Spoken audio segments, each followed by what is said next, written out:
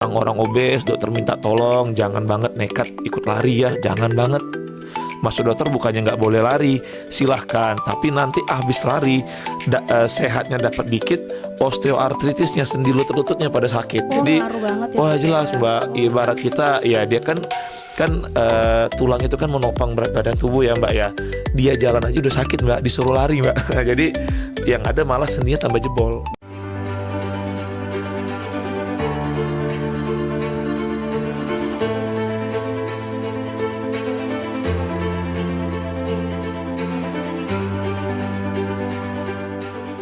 Interpod. Halo Sobat Interpod, apa kabar hari ini? Semoga sehat dan bahagia selalu ya.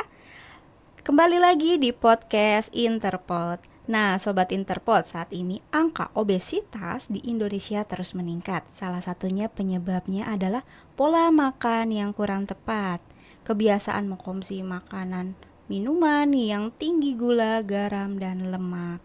Untuk membahasnya lebih lanjut, hari ini kita sudah kedatangan dokter spesialis penyakit dalam Klinik Utama Intermedica, Dr. Fadel. Halo dokter, apa kabarnya dok? Halo Mbak, selamat pagi. Kabar baik, alhamdulillah. Alhamdulillah. Hari ini habis praktek atau gimana nih dok? Ya, habis praktek kita. Oh, habis praktek. Oke. Rame dok? Alhamdulillah. Alhamdulillah. Dok, kita kan hari ini mau membahas tentang obesitas ya. Obesitas itu apa sih dok? Oke, jadi hari ini kita bahas obesitas ya Mbak ya. Betul. Jadi kalau definisi, ini kan tahun kemarin 2025, alhamdulillah Kemenkes baru rilis ini Mbak ya, jadi panduan PNPK lah bahasa kita. Jadi obesitas itu yang pertama, balik ke penyakit-penyakit yang kita selalu bahas ya Mbak ya, adalah satu penyakit kronik. Penyakit kronik metabolik yang ditandai dengan kelebihan massa lemak atau kandungan lemak di dalam tubuh yang dapat memicu penyakit-penyakit kronik lainnya dan dapat mengurangi umur kehidupan. Oke. Nah dok, setelah memahami pengertian pangan olahan, tentu masyarakat perlu tahu nih jenis apa yang harus diperhatikan nih dok. Oke, jadi kalau kita bicara obesitas pasti ya Mbak ya, kita akan bicara pangan olahan juga ya. Jadi kan pangan olahan itu adalah makanan dan minuman yang diolah atau diproses dengan metode dengan teknologi tertentu dan dia bisa mendapatkan atau tidak mendapatkan zat tambahan lainnya. Jadi istilah katanya, kalau misal nih Mbak kita makan ikan ya, contohnya kita makan ikan, misalnya orang tua kita atau kita sering ikan tuh dikukus apa digoreng, langsung kita makan, itu kan real food jatuhnya. Nah, pangan olahan itu ya mungkin ikan tadi nanti diproses, jadilah misalnya kayak contoh di kita kayak jadi sushi atau mungkin jadi apa tuh yang kalau nggak salah crab stick kali ya, yang sejenis kayak gitulah intinya. Jadi bukan dari bentuk aslinya. Oh, jadi diolah, jadi nggak langsung gituin ya? Iya, betul. Baik dok, selain memperhatikan jenis makanan, kita juga sering mendengar anjuran untuk memperhatikan kandungan gula pada produk. Nah, menurut Kementerian Kesehatan, berapa batas konsumsi gula yang dianjurkan setiap hari agar tetap sehat nih dok? Oke, jadi dari panduan Kemenkes ya Mbak ya, untuk apa bahasa kita ya, batas paling aman itu kalau ada mnemonik atau singkatannya ada yang namanya 4G, 1G, 5L. Nah, biar kita sama-sama ingat ya ini Sobat Interpod ya. Yang pertama adalah 4 sendok makan gula. 4 sendok makan gula itu setara dengan 50 gram gula. Jadi ini kita bicara gula pasir ya, yang sehari-hari. 50 gram gula, itu tadi yang sendok makan ya, jangan ketukar. Sudah itu 1G, yang kedua adalah 1 sendok teh yang kecil, itu dari garam. Nah, jadi 1 sendok teh garam, dengan yang terakhir adalah 5 sendok makan lemak. Jadi rekomendasinya kurang lebih seperti itu. Tinggal nanti kita lihat sehari-hari makan kita kayak gimana. Kalau kita dalam satu gelas sampai 2 sendok, 3 sendok itu bahaya banget nggak sih dok? Ya kalau dibilang bahaya Mbak, karena ibaratnya itu kan asupan dalam satu hari Mbak. Nah, sedangkan kan kita minum minimal 1.500 sampai 2.000 air mineral. Nah, kalau kita nyemil atau ini kadang-kadang ya nggak kehitung gitu. Jangan-jangan satu hari kita bisa malah lebih sampai 100 gram yang sering kita kecolongan ibaratnya. idealnya kalau dari dokter, semisal ini yang paling ideal, kita suka ngeteh, kita suka ngopi, biasakan tuh bikin sendiri. Jadi di rumah kan cuma ngerebus kan namanya minum. Satu, yang kedua dari sekarang ya kayak kata Mbak tadi, kalau yang namanya beli mungkin ada anjuran atau di label ya. Sekarang ada kalau nggak salah dokter baca digalakkan yang Nutrifoods ya. Jadi dari Kementerian Kesehatan sudah menggalakkan yang namanya stratifikasi makanan. Kalau kita berkaca pada FDA di Amerika itu udah lama. Jadi misalnya makanan ini kandungannya gimana, kandungannya gimana, kandungannya gimana. Ya, mungkin kalau yang di jalan-jalan ya, atau mungkin kalau kita bicara yang partai besar mungkin udah ada, udah jelas oh ini levelnya A, levelnya C, levelnya D. Tapi kalau untuk ini jalan-jalan kan kadang-kadang belum ada. Yang kedua juga apalagi yang disajikan secara fresh ya. Oh ini fresh kok dok. Iya benar fresh. Cuman kan kita nggak tahu Mbak, pelarut gulanya apa, kandungan gulanya gimana, apakah itu gula yang kayak model stevia atau mungkin yang maltodextrin ya, atau yang gimana kita kan nggak tahu. Jadi kalau dokter personal tidak menyarankan, lebih baik kalau mau aman kita nyeduh sendiri aja di rumah. Nyeduh sendiri ya dok ya, baik. Menarik sekali nih dok, namun kenyataannya masih banyak orang nih yang tidak sadar bahwa minuman sehari-hari juga bisa menyumbang asupan gula yang cukup tinggi. Nah dok, kenapa minuman seperti teh manis atau kopi susu sering disebut lebih berisiko menyebab obesitas dibandingkan kopi hitam tanpa gula? Nah, ini pertanyaannya menarik banget, Mbak. Jadi, mungkin dokter sederhanakan pembahasannya.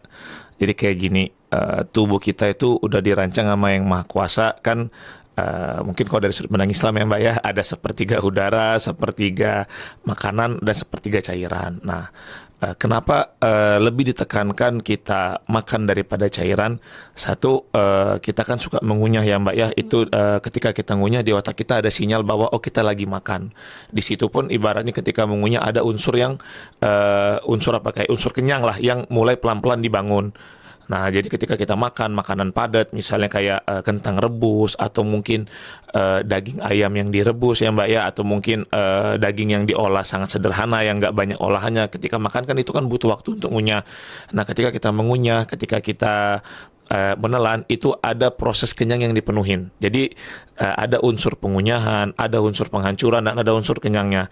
Nah, pada minum-minuman itu kan kita langsung ya Mbak ya, nggak kita kunyah.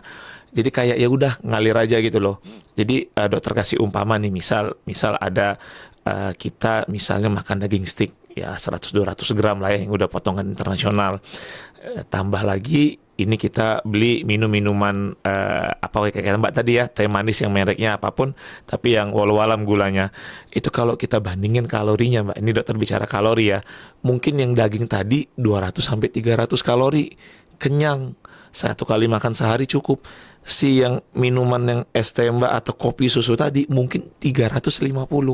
Jadi bahasanya yang ini tadi satu kali kunyah mengenyangkan, yang ini udah Mbak minum, aduh dok masih lapar, Mbak makan lagi yang lain. Jadi apa yang namanya silent kalori. Barang itu tidak terhitung. Mungkin yang populernya adalah palatable food. Kalau dokter selalu bilang, edukasi ke pasien-pasien itu enak di mulut tapi nggak enak di perutnya. Tapi nanti ketika di dalam itu akan jadi badai metabolik untuk badan kita. Oke. Itu kalau jangka panjangnya itu Iya, bisa. betul. Oh, jangka panjangnya itu berapa lama tuh dok? Jangka panjang ya, kalau dokter sekarang melihat pola, kalau dulu kita mungkin ya ini Mbak ya ilmu klasik bahwa orang kalau diabetes, hipertensi umur 50 itu adalah penyakit geriatrik ya. Sekarang udah shifting Mbak. Dokter ketemu pasien mungkin umur 30-31 udah darah tinggi, tarik ke belakang, pola hidupnya hancur, termasuklah makanan tadi, obesitas. Umur 35 udah diabetes, ya obesitas juga. Maaf datang dengan mungkin misal tidak belum punya keturunan, belum punya ini, di USG ada polycystic ovarian syndrome, dari bentuk badan obes. Jadi ibaratnya presentasinya sekarang udah malah muda Mbak. Kita yang kaum produktif ini yang udah diserang, malah yang tuanya pada sehat sekarang rata-rata. Iya bener sih. Nah, bener nggak dok, tidur yang cukup juga berpengaruh terhadap pola makan dan kesehatan pada tubuh? Kalau ditanya itu jelas iya. Jadi kita ada namanya ritme sirkadian ya Mbak ya. Jadi ketika malam ya Tuhan sudah menciptakan pagi siang untuk bekerja, sore istirahat, malam tidur. Itu adalah siklus yang udah istilahnya universal ya. Ketika malam itu kan tubuh masuk ke ritme sirkadian istirahat.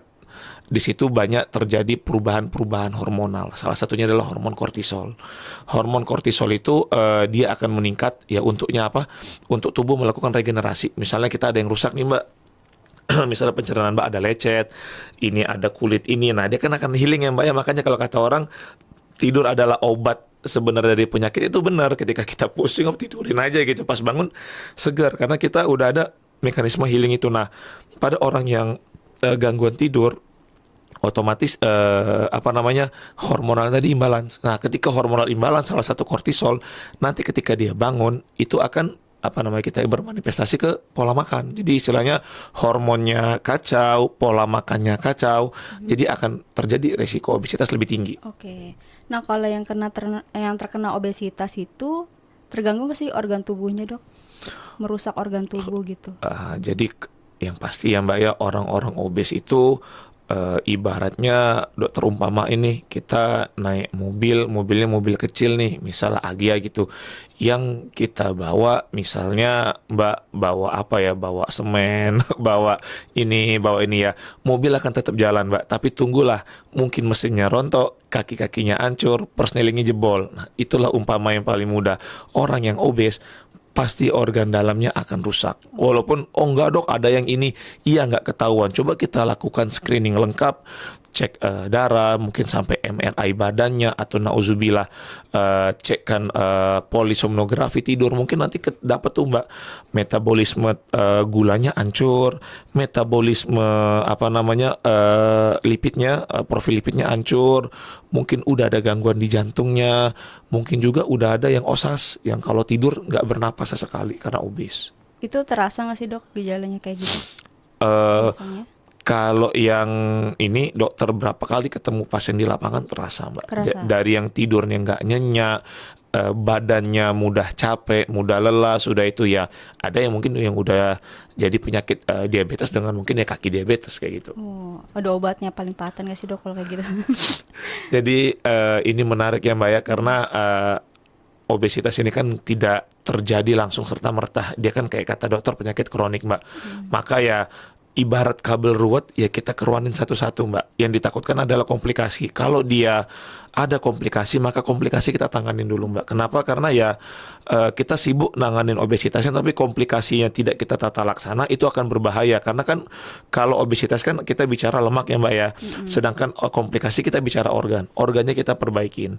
Tapi kalau dia hanya obesitas murni saja, macam-macam Mbak. Jadi ada terapi non farmakologis, ada terapi farmakologis. Ya non farmakologis ya jelas ya Mbak ya, cutting kaloris apapun namanya, intermittent fasting, diet diet Mediterranean ya Mbak ya, diet rendah gula, rendah lemak, apapun namanya, intinya adalah cutting kaloris. Jadi misalnya berat badan target 50, pakai rule of thumb 20-30 kilokalori, berarti 1.500. Sehari-hari dia makan 3.000 Mbak, potong setengah. Pola makannya kita potong. Sudah itu yang kedua, habitualis ngemilnya kita stopin. Sudah itu yang ketiga, exercise-nya dengan rekomendasi dari WHO kan 30 menit ya Mbak ya, kalau bisa 150 menit per minggu ya untuk yang intensitas sedang aja deh. Orang-orang obes, dokter minta tolong jangan banget nekat ikut lari ya, jangan banget. Maksud dokter bukannya nggak boleh lari, silahkan, tapi nanti habis lari sehatnya dapat dikit, osteoartritisnya, sendi lututnya pada sakit. Jadi wah jelas Mbak, ibarat kita ya, dia kan tulang itu kan menopang berat badan tubuh ya Mbak ya.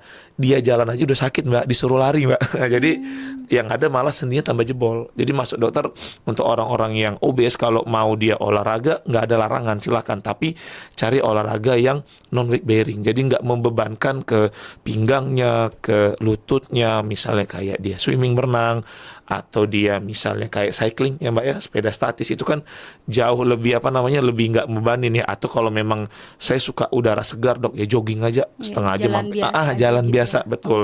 Jadi biar si lututnya nggak jebol. Menarik banget ya dok ya. Betul. Nah terakhir nih dok, bagaimana cara menjadi konsumen yang lebih cermat dalam memilih pangan olahan agar terhindar dari obesitas. Nah, jadi kalau itu ya Mbak ya, jadi di era seperti ini ya, Sobat Interpot, kita ditantang untuk serba lebih kritis. Karena dokter melihat ada shifting di mana makan sehat lebih susah dan lebih mahal, makan tidak sehat lebih murah dan lebih mudah. Nah, karena kita kaum pekerja, dokter tidak menyalahkan, nggak ada waktu untuk masak. Jujur aja nggak ada. Jadi kadang-kadang apa yang ada depan mata dekat tempat kerja kita sikat. Nah, sekarang opsi di kita, kalau dokter menyiasati, yang paling aman adalah makanan yang kita siapkan sendiri, Mbak. Jadi kita masak sendiri, kita olah sendiri. Kalau memang misalnya sempat ada waktu ya, mungkin kita bangun lebih pagi. Misalnya kan subuh ya, kita bangun lebih pagi dekat sholat subuh. Bawa aja untuk misalnya pagi-pagi ya Mbak ya, strateginya misalnya apel, kentang rebus, telur rebus, itu kan aman ya, real food ya. Iya. Bawa, nah makan siangnya kita lihat dulu ya, bolehlah kita searching di internet. Kalau mungkin Mbak pernah baca ada namanya Fat Secrets ya, dokter juga dulu sering tuh buka. Jadi kita ini aja, apa bahasa, kita estimasikan aja kira-kira berapa kalori kita sekali makan. Oh misalnya kita makan nasi padang nih. Iya. Nasi padang kan adalah benchmark makanan Indonesia ya Mbak ya. Benar. Jadi kalau ada umpama dokter sering dapat plesetan dari kawan-kawan tuh, selama nasi padang belum mahal masih aman Indonesia.